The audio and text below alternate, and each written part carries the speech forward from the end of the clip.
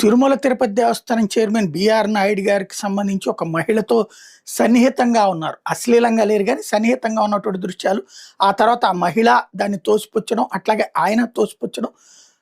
But ఆ వ్యవహారానికి సంబంధించి వైరల్ అయినటువంటి వీడియోల తర్వాత ఆయన టీటీడీ దగ్గరికి రాకపోవడం, దానికి సంబంధించినటువంటి పోస్టులను కనబడట్లేదు అంటూ వైఎస్ఆర్ కాంగ్రెస్ పార్టీ వాళ్ళు ప్రొజెక్ట్ చేయడం, ఆ ప్రొజెక్ట్ చేసినటువంటి పోస్టర్లు, ఫ్లెక్సీలు పెట్టినటువంటి వాళ్ళని పోలీసులు అరెస్ట్ చేయడం ఒక ఎత్తు అయితే, ఈ నేపథ్యంలో నాయుడు గారు తాజాగా తిరుపతి వచ్చారు.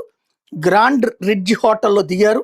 గ్రాండ్ రిడ్జ్ హోటల్ బయట ఒక్కసారిగా వైఎస్ఆర్ కాంగ్రెస్ పార్టీకి సంబంధించినటువంటి మహిళా విభాగం, యువజన విభాగం ఆందోళనకి దిగింది.